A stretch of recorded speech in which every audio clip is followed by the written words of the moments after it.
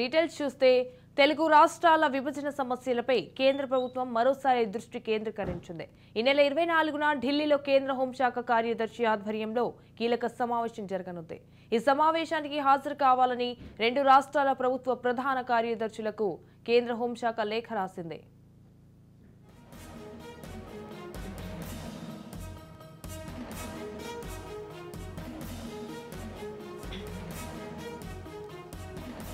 ప్రత్యేకించి షెడ్యూల్ 13లోని అంశాలపైన 24న సమావేశంలో చర్చించనుంది. ప్రధానమంత్రి నరేంద్ర మోదీ మూడోసారి ప్రధానిగా బాధ్యతలు చేపట్టిన తర్వాత రెండు రాష్ట్రాల మధ్య సమస్యలపై తొలిసారిగా ఈ సమావేశం జరగనుంది. ఈ సమావేశంలో తెలుగు రాష్ట్రాలకు సంబంధించిన ప్రధాన సమస్యలపై చర్చించనున్నారు.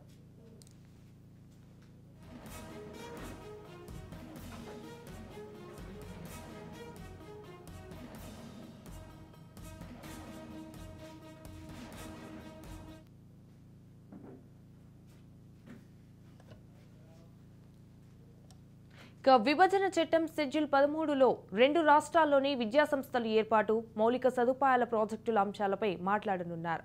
తెలంగాణలో స్టీల్ ఫ్యాక్టరీ, కోచ్ ఫ్యాక్టరీ, గిరిజన విశ్వవిద్యాలయం ఏర్పాటు, ఆంధ్రప్రదేశ్లోనూ కడప స్టీల్ ప్లాంటు, పలు జాతీయ రహదారుల ప్రాజెక్టులపై చర్చించనున్నారు.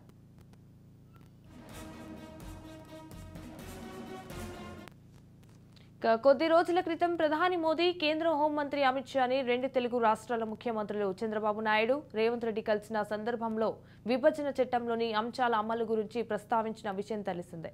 అటు రెండు రాష్ట్రాల మధ్య సమస్యల పరిష్కారం కోసం తెలుగు రాష్ట్రాల ముఖ్యమంత్రుల సమావేశమైన విషయం తెలిసిందే. రైట్గా ఇదే అంశంపై మరింత సమాచారం మా ప్రతినిధి తేజ ఫోన్ ఇన్ ద్వారా అందిస్తారు. తేజ. సంజన, ఇటు రెండు తెలుగు రాష్ట్రాలకు సంబంధించినటువంటి విభజనకు సంబంధించినటువంటి సమస్యలు పరిష్కరించే దిశగా కూడా మరో కీలకమైనటువంటి అడుగు పడింది అన్నట్లుగానే మనం ప్రధానంగా చెప్పాలి.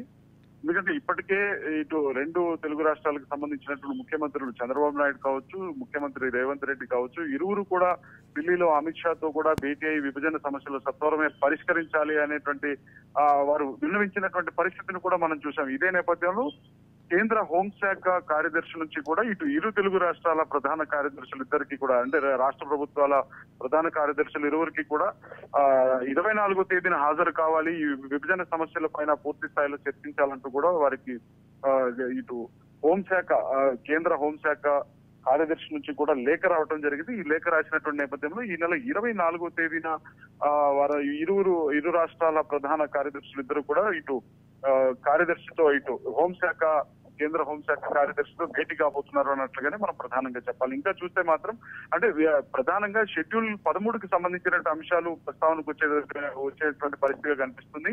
ఇప్పటికే రెండు తెలుగు రాష్ట్రాల్లో మౌలిక సదుపాయాలు కల్పనకు సంబంధించినటువంటి అంశాలు కావచ్చు, ఆ విధమైనటువంటి ప్రాజెక్టులు ఏర్పాటు చేసేటువంటి అంశాలు కావచ్చు, దానితో పాటు ఇటు విశ్వవిద్యాలయాలు, విద్యా సంస్థల ఏర్పాటు, అదేవిధంగా తెలంగాణ రాష్ట్రం చూస్తే మాత్రం ఉక్కు ఫ్యాక్టరీ, కోచ్ ఫ్యాక్టరీకి సంబంధించినటువంటి అంశాలు, స్టీల్ ఫ్యాక్టరీకి సంబంధించినటువంటి అంశాలు కూడా ప్రస్తావనకు వచ్చే అవకాశం కనిపిస్తుంది. అదేవిధంగా గిరిజన యూనివర్సిటీకి సంబంధించినటువంటి అంశాలు కూడా చర్చకొచ్చేటువంటి ప్రధాన పరిస్థితిగా కనిపిస్తుంది. ఇక ఆంధ్రప్రదేశ్ వ్యవహారం చూస్తే మాత్రం కడప స్టీల్ ప్లాంట్ కావచ్చు, అదేవిధంగా అక్కడికి సంబంధించినటువంటి కొన్ని జాతీయ రహదారులకు సంబంధించినటువంటి ప్రాజెక్టుల అంశం పైన కూడా చర్చకొచ్చేటువంటి అవకాశం ఉంది.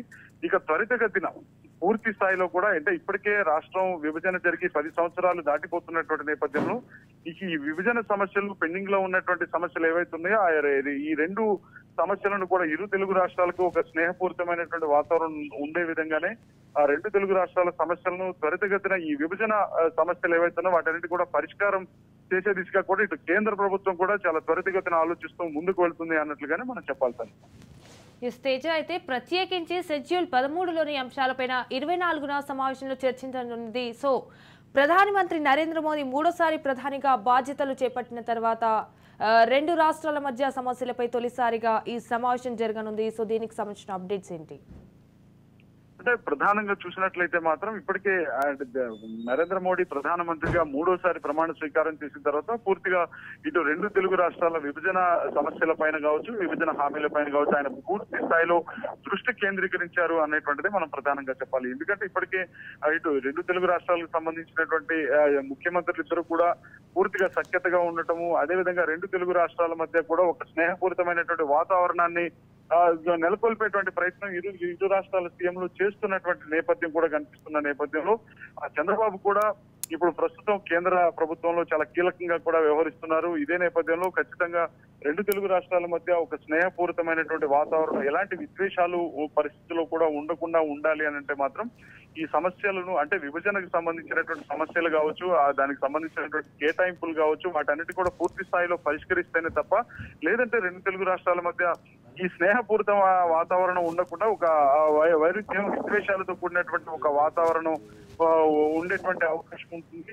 కాబట్టి ఇలాంటి పరిస్థితి తలెత్తకుండానే జాగ్రత్తలు తీసుకోవాలి. ముందుగానే ఈ 10 సంవత్సరాలు విభజన జరిగి 10 సంవత్సరాలు కూడా దాటిపోతున్నటువంటి నేపథ్యంలో ఈ రెండు తెలుగు రాష్ట్రాల విభజన సమస్యలు పూర్తి స్థాయిలో సత్వరమే పరిష్కరించేస్తే దీనికి ఒక శుభం కార్డు వేయాలనేటువంటి విధంగా కూడా ఇటు నరేంద్ర మోడీ కూడా ఆలోచిస్తున్నటువంటిగా తెలుస్తుంది. ఇదే నేపథ్యంలో ప్రధాని సూచనల మేరకే మొత్తంగా ఇటు కేంద్ర హోంశాఖ కార్యదర్శి అయితే మాత్రం ఇరు తెలుగు రాష్ట్రాల ప్రధాన కార్యదర్శులు ఇద్దరిని కూడా ప్రభుత్వ ప్రధాన కార్యదర్శులు ఇద్దరిని వారు రావాలంటూ 24వ తేదీన హాజరు కావాలంటూ కూడా ఆయన లేఖ రాసినటువంటి పరిస్థితి. ఇదే నేపథ్యంలో 24వ తేదీన ఇరు రాష్ట్రాల ప్రభుత్వ ప్రధాన కార్యదర్శులు వారు అక్కడ కేంద్ర హోంశాఖ కార్యదర్శితో అయితే భేటీ కాబోతున్నారు. ఈ విభజన సమస్యల పైన చర్చించబోతున్నారు అన్నట్లు కూడా మనం చెప్పొచ్చు.